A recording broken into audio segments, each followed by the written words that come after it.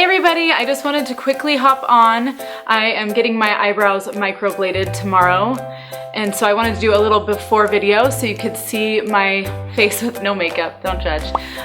But to see my eyebrows before with nothing on them. This is them with no powder, no pencil, nothing. This is them just naked. And so I just wanted to show you a before, because I'm going to be getting the microblading done tomorrow afternoon, and so I thought I would do like a little video showing the healing process of it and talking about the benefits of it and if it hurt and all of that stuff. I thought I would share that with everybody because microblading is a new technique that's starting to be really popular, and I hadn't seen very many like video reviews about it out, so I thought it would be a good one to share. Since eyebrows right now, it's a very popular trend to have the big bold eyebrow, you know, and most of us that were, you know, products of the 90s and over tweezed to where like our hairs don't grow back. I don't know, maybe that's just me, but I had over tweezed so bad that my brows didn't ever grow back in how they were before. And so I just thought it would be cool to do a video about it, and I thought it'd be cool to get microblading done so that it takes a little time out of getting ready in the morning. You know, with that and false lashes that you can get the eyelash extensions, I figure if I have brows and eyelash extensions, I won't really even have to wear makeup. It'll make summer really easy, and I've seen people getting the microblading done and the befores and afters are insane. So I thought it'd be cool to do a video showing the healing process and talk about if it hurts and just show you how much it lightens, because they say it lightens 40% over 7 days, I believe. So I'm just gonna show right after, and then I'll show daily pictures the best I can, and then I will post it up here in the video.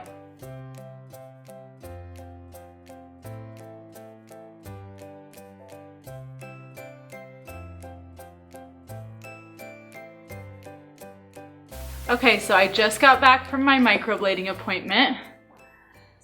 And so what you're seeing here is pigment that she left on my brows, because my skin was kind of rejecting it. And I'm gonna go over lots of points. We talked about a lot of stuff today, a lot of information for everybody. That's good information to have if you're looking into it or if you're thinking about microblading. So anyways, this is them just with pigment on them. I'm going to shampoo them off with baby wash in like 6 hours, I think.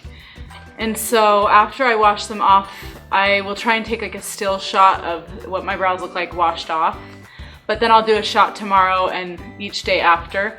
She said it takes 10 to 14 days to heal, and it will lose about 50% of the color. So they're really bold and dark right now, and this isn't even like the exact color. She just put a pigment on to soak into my skin, and then you'll see the healing process as it goes on.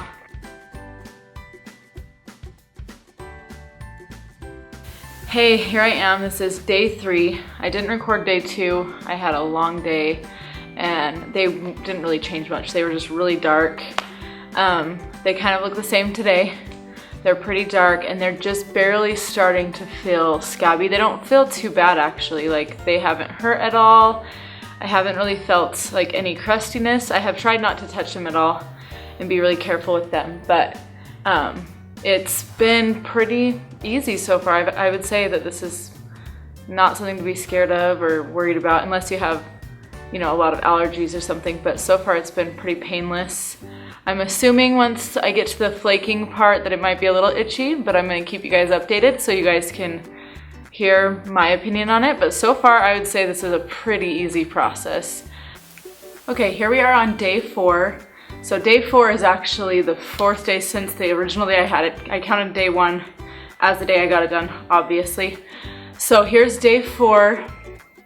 I'm noticing maybe a little smidge of itching, but I don't know if it's because I talked about how it didn't itch, that now I'm convincing myself that it actually does itch. But so far, I mean, it's not unbearable still. You can't wash your face, like soak your face or anything like that, because the brows can't get wet. So I just did a quick little mask on the lower half of my face just to feel like I could really clean my face out. And that kind of helped me feel better, and maybe the itching was just coming from not feeling like I can soak my face, I don't know. But so far, it still is not unbearable. I'm just really gonna bank on that it's going to get worse, that it's probably gonna start itching on day 5, 6, 7. Up to day 10, I'm sure will itch a little bit. So I do have grapeseed oil is what she sent me home with, and you just put a little dab and dab it across your brows very lightly. You don't want to soak them. And so that is if I start to feel the itches that come along with scabbing and peeling and all that. So anyway, here's day 4.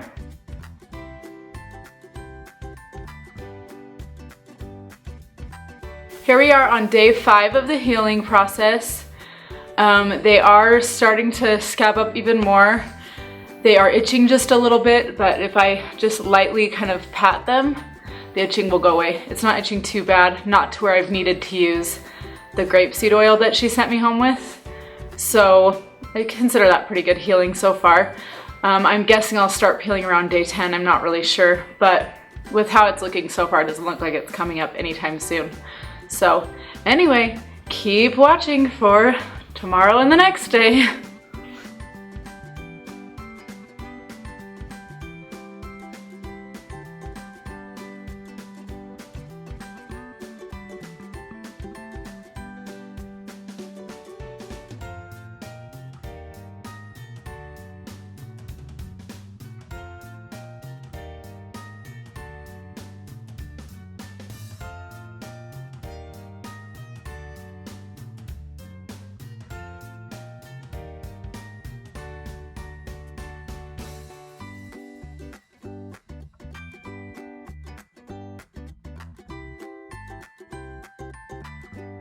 So here we are on day 8 of the healing process.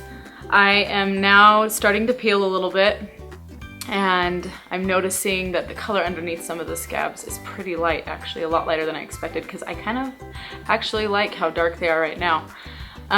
They are itching just a little bit, not too much. I did one little dab of the grapeseed oil maybe yesterday, I think, and that seemed to help. They haven't really itched much since, but they are starting to heal, and the color underneath is pretty light, like I said, so I will keep showing you. I've heard they get kind of patchy before you get to see like the full brow, so they will get patchy, I guess, as the scabs come off or the skin peels off and flakes away.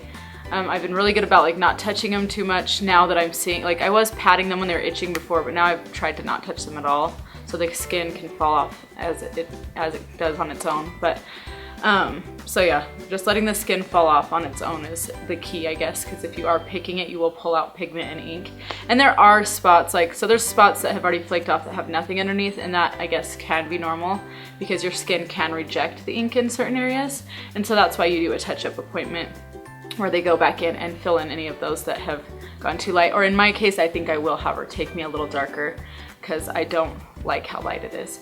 But that's just as of right now. I could like it once they all flake completely off. But anyway, just wanted to give a little update and keep watching.